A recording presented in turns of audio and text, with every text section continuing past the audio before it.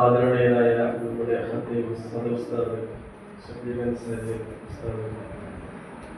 പിന്നെ നമ്മുടെ അജയ്യനായ നമ്മുടെ കാര്യദർശിയായ നമ്മുടെ പ്രസിഡന്റ്, അതേപോലെ നമ്മുടെ എല്ലാ പ്രവർത്തനങ്ങളിലും പങ്കുകൊള്ളുന്ന നമ്മുടെ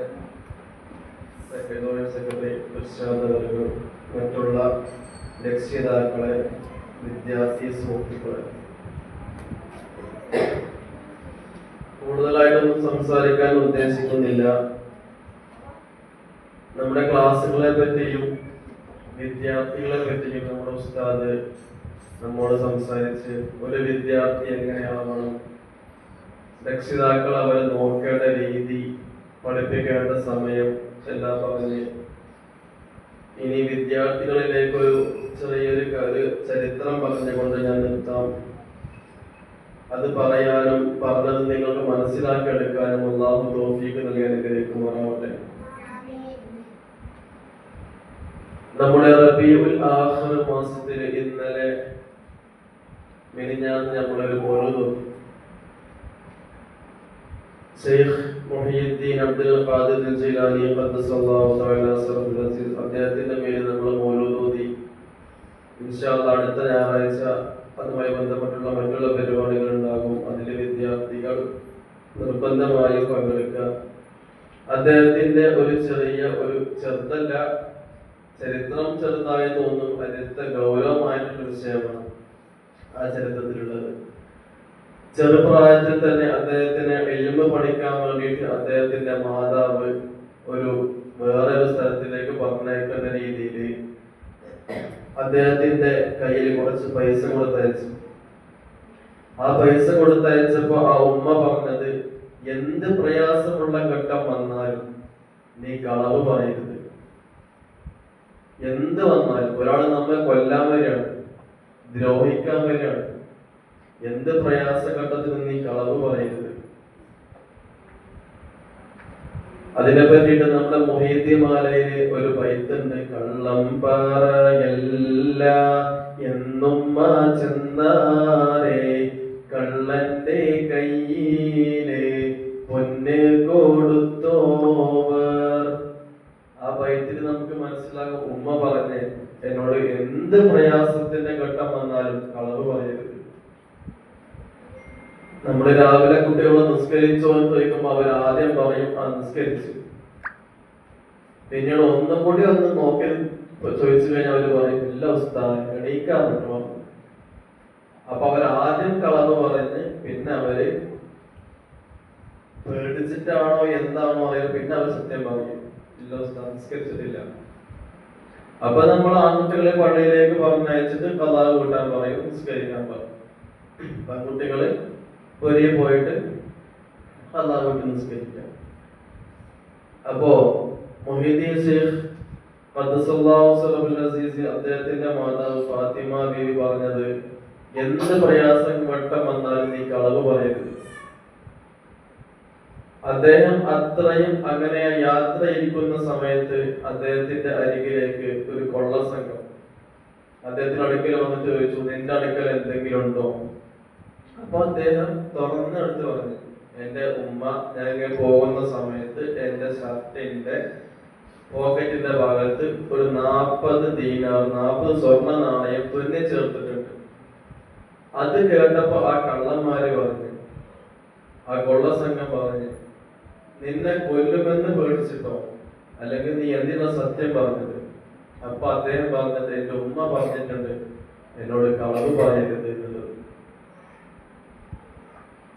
ഉമ്മമാര് പറയുമ്പോ അത്രക്കും ഗൗരവമായിട്ട് അദ്ദേഹം എടുത്തത്. ആ ചെറിയ പ്രായത്തിൽ 6-7 വയസ്സുള്ള പ്രായത്തിൽ അദ്ദേഹം അത്രയും ഗൗരവം എടുത്തത് കൊണ്ടാണ് അദ്ദേഹം ഇപ്പോ ഈ ഉന്നതമായ പദവിയിൽ അദ്ദേഹം എത്തിയത്.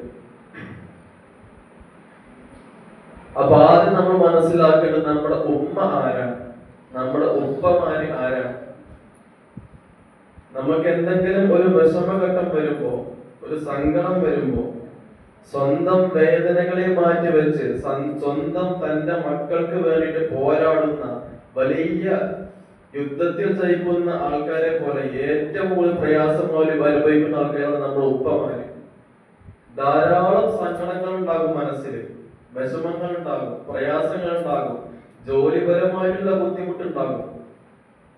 കച്ചവടം നടന്നോ നടന്നില്ലേ, കച്ചവടത്തിന് സാധനം എത്തിച്ചു കഴിഞ്ഞാൽ അത് വിറ്റൊഴിക്കേണ്ടത് ആ കടക്കാരന്റെ, ആ പിതാവിന്റെ കടമയാണ്. അപ്പൊ വൈകുന്നേരമാകുമ്പോ ആ സമ്പത്ത് അതേമാതിരി കാണുമ്പോൾ മനസ്സിൽ ടെൻഷൻ ഉണ്ടാകും. ആ ടെൻഷൻ കൊണ്ടായിരിക്കും വൈകുന്നേര സമയങ്ങളിൽ രക്ഷിതാക്കള് പുരയിലേക്ക് കയറി വരുന്നത്. ആ കയറി വരുന്ന സമയത്ത് നമ്മൾ അവരുടെ മുഖം നോക്കിയിട്ട് ഉപ്പ റാഹത്തല്ലേ, സുഖല്ലേ നിങ്ങൾ ചോദിച്ചു നോക്കി. അപ്പൊ അവരുടെ മനസ്സിലുണ്ടായിരുന്ന എല്ലാ ടെൻഷനും ഒരു അടി കിട്ടിയ മാതിരി, ഒരു വലിയൊരു സമ്മാനം കിട്ടിയ മാതിരി അവിടെ മനസ്സിലത് മാറിപ്പോകും. ആ സമയത്ത് ഉപ്പ റാഹത്തല്ലേ, എന്തെങ്കിലും ഫിനാൻഷ്യലായിട്ട് എന്തെങ്കിലും കച്ചവടപരമായിട്ട് എന്തെങ്കിലും ബുദ്ധിമുട്ടുണ്ടാ, പ്രയാസങ്ങളുണ്ടാ, അതൊക്കെ അന്ന് മാറ്റി തരട്ടെ. ആ ഒരു ഒറ്റ പറച്ചില് മതി, ചെല്ലല് മതി. അവരുടെ മനസ്സിൽ ഒരു അടങ്ങാറുണ്ടാവില്ല. ഗൾഫിൽ ജോലി ചെയ്യുന്ന രക്ഷിതാക്കളുണ്ടാകും, പാപ്പമാരുണ്ടാകും.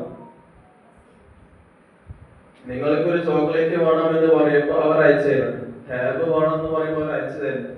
അവര് എത്ര ആ മണലാരണ്യത്തിൽ എത്ര പ്രയാസം അനുഭവിച്ചിട്ടാ അവര് നിങ്ങൾക്ക് വേണ്ടിയിട്ട് ഓരോ സമ്പത്തും, നിങ്ങൾ ഓരോന്ന് പറയുമ്പോ അവരിപ്പോ ഭക്ഷണം കഴിച്ചിട്ടുണ്ടാവില്ല, വെള്ളം കുടിച്ചിട്ടുണ്ടാവില്ല.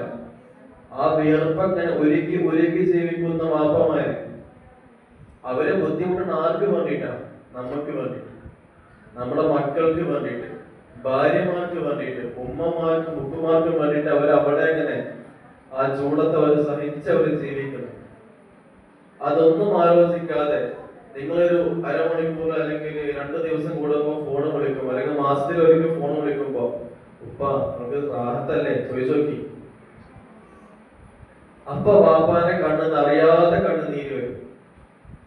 എന്റെ മക്കൾക്ക് എന്നെ കുറിച്ചുള്ള ചിന്ത ഉണ്ടല്ലോ, നേരെ മറിച്ച് നേരെ ഹലോ അസ്സലാമു അലൈക്കും സലാം മറിച്ചിട്ടുണ്ടാവല്ലോ. അപ്പ ഇന്നാള് വരുമ്പോ ഇന്നത് കൊടുത്തയക്കണം, ഇന്നാള് വരുമ്പോ ടാബ് വേണം, ചോക്ലേറ്റ് വേണം. ഇപ്പൊ എന്തോ ഒരു പുതിയ സംഭവം ഇറങ്ങിയിട്ടുണ്ടല്ലോ, അതെ അത് കൊടുത്തയക്കി. ഇവിടെ എല്ലാവർക്കും കിട്ടിയിട്ടുണ്ട്, എനിക്ക് മാത്രം കിട്ടിയിട്ടുണ്ട്, കൊടുത്തയക്കി. അവരത് കണ്ടിട്ട് പോലും ഉണ്ടാവില്ല, കഴിച്ചിട്ടുണ്ടാവില്ല. അപ്പോഴും മക്കള് പറഞ്ഞതല്ലേ, മക്കൾ ആ രക്ഷിതാക്കൾ അതിന് വേണ്ടി ബുദ്ധിമുട്ടിയിട്ട് അത് കൊടുത്തയക്കും. ഇവിടെ ഇങ്ങനെ വാഹനം ഓടിച്ച് കുടുംബം പോറ്റുന്ന രക്ഷിതാക്കളുണ്ട്. ചിലപ്പോ ഉച്ചക്ക് ഭക്ഷണം കഴിച്ചിട്ടുണ്ടായില്ല. നിങ്ങൾ വൈകുന്നേരത്ത് സ്കൂൾ വിട്ട് വരുന്ന സമയത്ത് വാപ്പ ഒന്നെങ്കിൽ അങ്ങാടിയിൽ ഉണ്ടാകും, അല്ലെങ്കിൽ വീട്ടില് ഉണ്ടാവും. അപ്പൊ വാപ്പയോട് ചോദിക്കും, വാപ്പ നിങ്ങൾ ഭക്ഷണം കഴിച്ചാ? ഉമ്മ നിങ്ങൾ ഭക്ഷണം കഴിച്ചാ? നിങ്ങൾക്ക് റാഹത്തല്ലേ? നിങ്ങൾ ചോദിച്ചു നോക്കി. നിങ്ങളോട് പറയുമ്പോ നിങ്ങൾ ശ്രദ്ധിക്കുന്നില്ല, പിന്നെ ഞാൻ ആരോടത് പറയണേ? രക്ഷിതാക്കൾ നിങ്ങളെ കാര്യം ശ്രദ്ധിക്കുമ്പോ നിങ്ങൾ രക്ഷിതാക്കൾ കാര്യം ശ്രദ്ധിക്കണ്ടേ? വേണ്ടേ?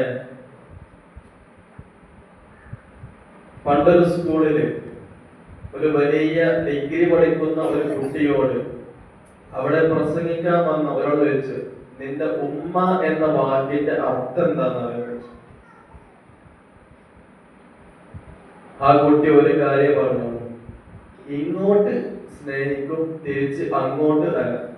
നമ്മൾ സ്നേഹിക്കാത്തതും നമ്മളെ തിരിച്ച് ഇങ്ങോട്ട് സ്നേഹിക്കുന്ന ഒരു ജീവിയുടെ പേരാണ് ഉമ്മ. നമ്മളെ ജനിക്കുന്നതിന് മുമ്പേ നമ്മൾ സ്നേഹിക്കുന്നവരാണ് നമ്മൾ ഉമ്മമാര്. വയറ്റിൽ കിടക്കുന്ന സമയത്ത് എന്റെ കുഞ്ഞിന് ഒന്നും വരരുത് എന്ന് പേടിച്ചുകൊണ്ട് ഒരു ഫംഗ്ഷന് പോകാനോ അല്ലെങ്കിൽ ഉറങ്ങുന്ന സമയത്ത് പോലും എന്റെ മക്കൾക്കൊന്നും സംഭവിക്കരുത് എന്ന് വിചാരിച്ച് നിങ്ങളെ അന്ന് മുതലേ, നിങ്ങൾ കണ്ടിട്ടില്ല ഇതാണാണോ പെണ്ണാണോ എന്ത് ജിൻസാണ് പുറത്തേക്ക് വരുന്നത് നമുക്ക് അറിയാത്ത സമയത്ത് പോലും നിങ്ങളെ സ്നേഹിച്ചു തന്ന ഉമ്മമാര്. അതാണ് ആ കുട്ടി പറഞ്ഞത്, നമ്മൾ സ്നേഹിക്കാതെ നമ്മളെ തിരിച്ച് സ്നേഹിക്കുന്ന ഒരു ജീവി ആണ് ഉമ്മ. നമ്മൾ ആലോചിച്ച് നോക്കുക, നമ്മൾ ഉമ്മമാരെ നമ്മൾ സ്നേഹിക്കാറുണ്ടോ?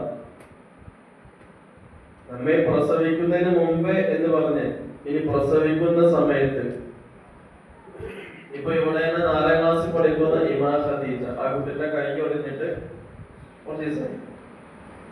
ആ കുട്ടി ആ വേദന എത്ര സഹിക്കുന്നുണ്ടോ, എല്ല് പൊട്ടിയതാവട്ടെ അല്ലെങ്കിൽ മുറിവ് വന്നതാവട്ടെ, ആ കുട്ടി ആ വേദന എത്ര സഹിക്കുന്നുണ്ടോ, അതിനേക്കാൾ അതുപോലെ ഒരു എല്ല് പൊട്ടിയാലോ അല്ലെങ്കിൽ 2 എല്ല് പൊട്ടിയാലോ 1 മാസം 2 മാസം കഴിഞ്ഞ് അങ്ങനെ സ്റ്റിച്ചിട്ട് അല്ലെങ്കിൽ ബാൻഡേജ് ഇട്ട് പ്ലാസ്റ്റർ ഇട്ടിട്ട് നമ്മളങ്ങനെ കുറച്ച് കഴിയും. ചിലപ്പോൾ 2 ആഴ്ച മദ്രസയ്ക്ക് പോകില്ല, സ്കൂളിലേക്ക് പോകില്ല, വേദന സഹിക്കാൻ കഴിയാതെ.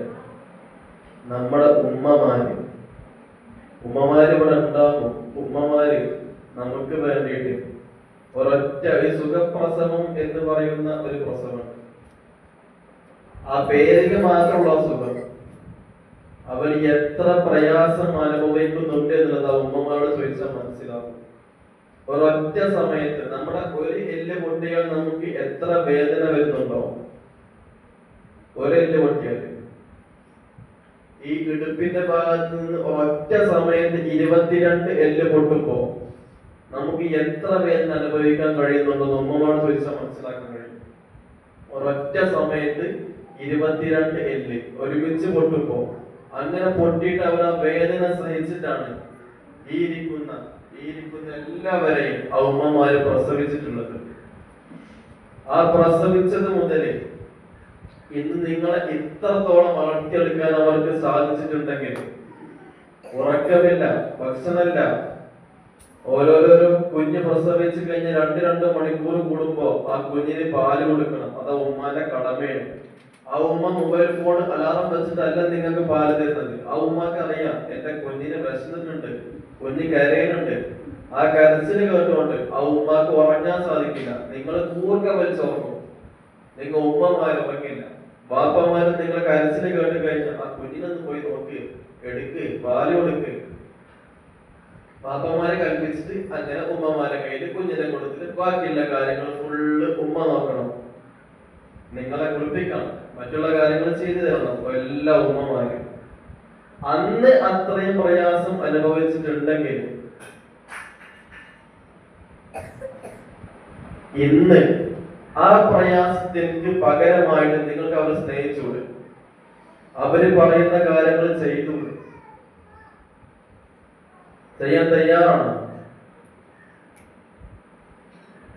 ചെയ്യാൻ തയ്യാറൊക്കെ കൈവയ്ക്കളെ. ആരെങ്കിലും കയ്യ പൊക്കിയിട്ട് ഞാനും പൊക്ക, അങ്ങനല്ല. ചിലക്കാരെ ഇയാളെന്താ പറയണതൊന്നും തിരിയണില്ല, എന്തിനാ പോലെ കയ്യ പൊക്കണത് അതും അറിയണില്ല.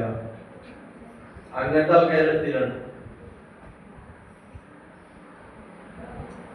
എല്ലാരും പൊക്കിയപ്പോ എല്ലാരും ഓടിയപ്പോ ഞാനും ഓടി, എല്ലാരും പൊക്കിയപ്പോ ഞാനും പൊക്കി, അങ്ങനല്ല.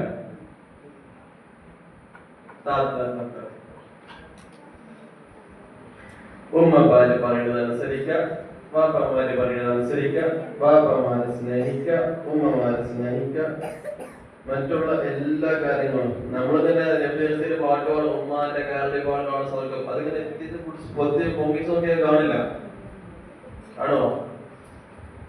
അതിന് ജന്നത്ത് തഹ്ത അഖദാമിൽ ഉമ്മഹാത്ത് എന്നുള്ള ഹദീസ് നിങ്ങൾ കണ്ടിട്ടുണ്ടാവും. അതേപോലെ തന്നെ വലാ തഖുൽ ലഹുമാ ഉഫിൻ വലാ തൻഹറുഹുമാ ഖൗലൻ കരീമാ എന്നുള്ള നിങ്ങൾ പ്രസംഗിച്ചിട്ടുണ്ടാകും. അത് വാചകത്തിന് മാത്രം, പ്രവർത്തനത്തിന് അത് നേരെ ഓപ്പോസിറ്റ്. വലാ തഖുൽ ലഹുമാ ഉഫിൻ, അതിന് വേണ്ടി ചേ എന്ന് പോലും പറയരുത്. വലാ തൻഹറുഹുമാ ഖൗലൻ കരീമാ, ചേ എന്ന് പോലും പറയരുത്. അപ്പൊ ചേ എന്ന് മാറ്റി വെച്ച ബാക്കിയുള്ള എല്ലാം നിങ്ങൾ പറയും. ചേ എന്നല്ലേ പറയരുത് എന്ന് പറഞ്ഞ, അത് മാറ്റി വെച്ചിട്ട് ബാക്കിയുള്ള എല്ലാ കാര്യങ്ങളും നിങ്ങൾ പറയും.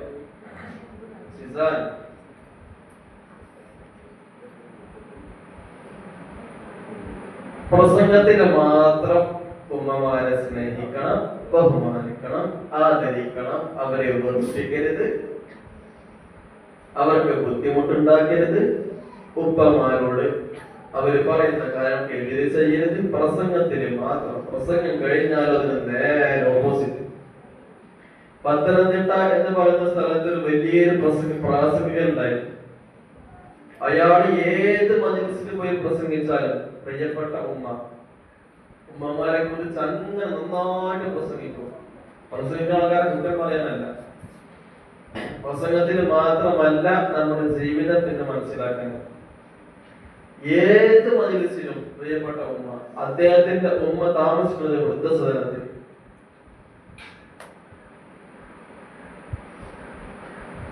അയാളെ പ്രസംഗത്ത് ഉമ്മമാരെ സ്നേഹിക്കണം, അവർക്ക് ഭക്ഷണം കൊടുക്കണം, എല്ലാം ഉണ്ട്. ആള് ഭക്ഷണം എത്തിച്ചു കൊടുക്കും പൈസയായിട്ട് വൃദ്ധസദനത്തിലേക്ക്.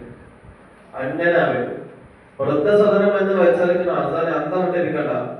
ഉമ്മമാരെ ഒരു വയസ്സായി കഴിഞ്ഞാൽ കൊണ്ടയാക്കുന്ന ഒരു കേന്ദ്രം. അവിടുത്തെ ആൾക്കാർ നോക്കും. നമ്മൾ പൈസ കൊടുത്തു കഴിഞ്ഞാൽ അവിടുത്തെ ആൾക്കാർ നോക്കും ഉമ്മമാരെ. ആ ഉമ്മമാരെ കൊണ്ടാക്കുന്നത് തന്റെ മക്കളെ കാണും. എന്നിട്ട് തന്റെ മക്കള് വലുതായി കഴിഞ്ഞാൽ ആ ഉമ്മമാരെ അവിടെ കൊണ്ടാക്കും. അങ്ങനെ ആവാതിരിക്കാൻ ഇപ്പൊ തന്നെ പരമാവധി ശ്രമിക്കുക. തന്റെ ഭാഗത്ത് നിന്ന് എന്റെ ഉപ്പാക്കോ എന്റെ ഉമ്മാക്കോ ഒരു ബുദ്ധിമുട്ടും ഉണ്ടാവൂല എന്നുള്ള ഒറ്റ നിയത്ത് വെക്കുക. ആ നിയത്ത് വെച്ച് നിങ്ങൾ അവരെ സ്നേഹിച്ചാൽ ഈ പഠിക്കുന്ന വിഷയത്തില് അവർ നിങ്ങളെ സഹായിക്കും. തന്റെ മക്കളെ പഠിപ്പിക്കാൻ അവർക്ക് അപ്പോൾ പ്രചോദനം ഉണ്ടാവും. തന്റെ മക്കൾ പരീക്ഷയിൽ പാസ്സാവണം. ജീവിതമാകുന്ന പരീക്ഷയിലും പരീക്ഷണങ്ങളിലും പാസ്സാവും. നമ്മൾ ജനിച്ച് വീണത് മുതൽ മരണം നമുക്ക് നിർബന്ധമായി. ആ മരിക്കുന്നതിന് മുമ്പ് നമുക്ക് എവിടൊക്കെ എത്തിച്ചേരേണ്ടതുണ്ടോ അവിടേക്കെല്ലാം പ്രയാസം അനുഭവിച്ചുകൊണ്ട് നമ്മെ എത്തിക്കുന്ന നമ്മുടെ വാപ്പമാരുണ്ട്. എന്ത് ദുരിതങ്ങൾ സംഭവിച്ചാലും അവർക്ക് വേണ്ടി കണ്ണീരൊഴുക്കുന്ന തന്റെ മാതാപിതാക്കളുണ്ട്, ഉമ്മമാരുണ്ട്. അവര് അത്രത്തോളം പ്രയാസം അനുഭവിക്കുമ്പോ നമ്മൾ എന്തെങ്കിലും ഒന്ന് തിരിച്ച് ഒരു അണുമണി തൂക്കം അവരിലേക്ക് സ്നേഹത്തിന്റെ ഒരു കോശം എത്തിച്ചു കഴിഞ്ഞാൽ എത്ര മാറ്റം നമുക്കുണ്ടാവും. പരമാവധി ഇപ്പൊ കേട്ടത് നിങ്ങൾക്ക് മനസ്സിലായി എന്ന് വിചാരിക്കുന്നു. നേരത്തെ 22 കുട്ടിയുടെ കാര്യം പറഞ്ഞ്, എല്ലാ വേദന സഹിച്ച കാര്യം പറഞ്ഞ്, 2 തരം പ്രസവമാണുള്ളത്.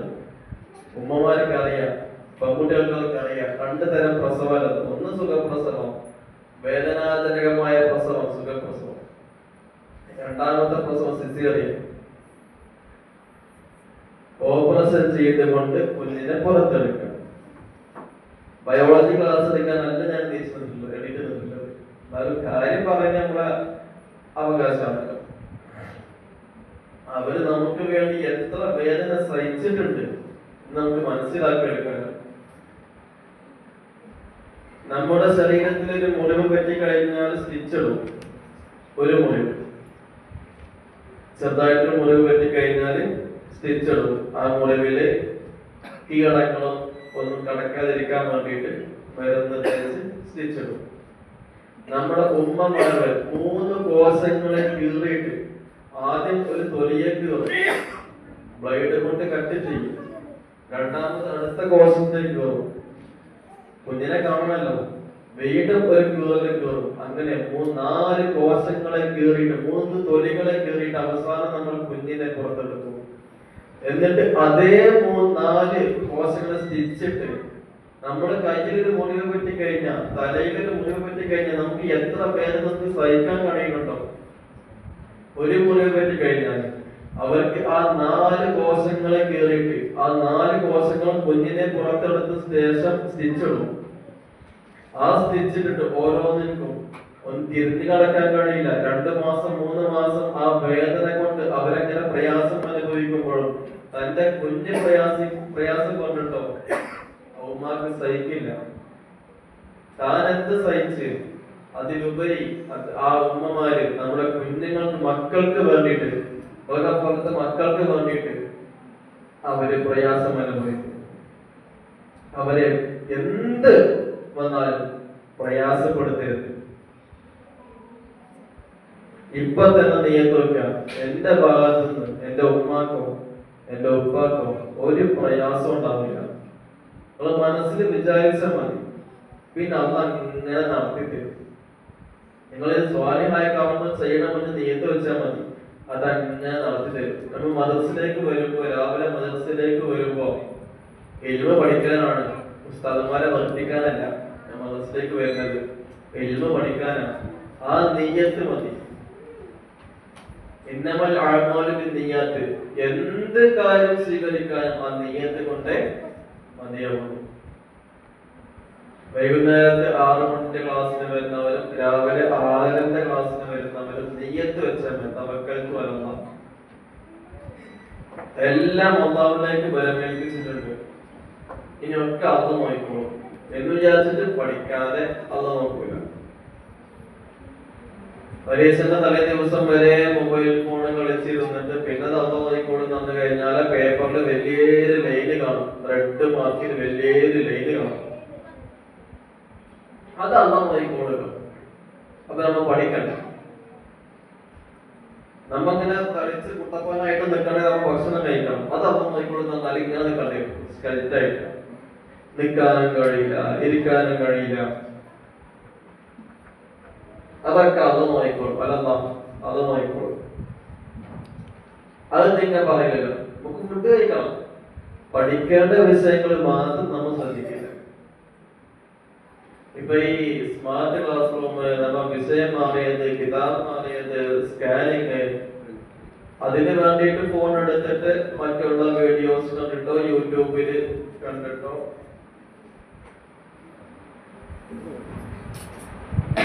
നിങ്ങൾ സമയം വേസ്റ്റ് ആക്കരുത്. കുറേ സമയം, അരമണിക്കൂറോളായി. അപ്പൊ ഇതില് ചായ കുടിക്കാതെ വന്നവരുണ്ടാകും. നമുക്ക് 10 മണിക്ക് ക്ലാസ് ഉണ്ട്. 5ാം ക്ലാസ് മുതൽ 10ാം ക്ലാസ് വരെ 10 മണി ക്ലാസ് ഉണ്ട്. അപ്പോഴേക്കും നിങ്ങൾ ഭക്ഷണം കഴിച്ച് റാഹത്തായി ഫ്രഷായി നല്ല നെയ്യത്ത് വെച്ച് ആൺകുട്ടികളുടെ യൂണിഫോമും പെൺകുട്ടികളുടെ യൂണിഫോമും ഒക്കെ ധരിച്ച് ഫ്രഷ് ആയിട്ട് വരിക. അല്ലാഹു എല്ലാതും ഇതുവരെ പറഞ്ഞതും എല്ലാം അല്ലാഹു സ്വീകരിക്കുമാറാവട്ടെ. നമുക്ക് പഠിച്ചതുപോലെ പ്രവർത്തിക്കാൻ അല്ലാഹു തൗഫീഖ് നൽകി അനുഗ്രഹിക്കുമാറാവട്ടെ. ജീവിച്ചിരിക്കുന്ന മാതാപിതാക്കൾക്ക് അല്ലാഹു ആഫിയത്തോടുകൂടിയ ദീർഘായുസ്സും, മരണപ്പെട്ടു പോയ മാതാപിതാക്കൾക്ക് അല്ലാഹു മഗ്ഫിറത്തും റഹ്മത്തും നൽകി അനുഗ്രഹിക്കുമാറാവട്ടെ. അന്ത്യ റസൂലുള്ളാഹി സ്വല്ലല്ലാഹു അലൈഹി വസല്ലമ തങ്ങളുടെ കൂടെ സുഖലോക സ്വർഗത്തിൽ ഒരുമിച്ചുകൂടെ അവർക്കും നമുക്കും നമ്മുടെ മക്കൾക്കും മക്കളുടെ മക്കൾക്കും എല്ലാവർക്കും അല്ലാഹു തൗഫീഖ് നൽകി അനുഗ്രഹിക്കുമാറാവട്ടെ. ഇത്രയും പറഞ്ഞ് എന്റെ കൊച്ചു പ്രസംഗം അവസാനിപ്പിക്കുന്നു. വആഖിറു ദഅ്വാനാ അൽഹംദുലില്ലാഹി റബ്ബിൽ ആലമീൻ. അസ്സലാമു അലൈക്കും വറഹ്മത്തുള്ളാഹി വബറകാതുഹു.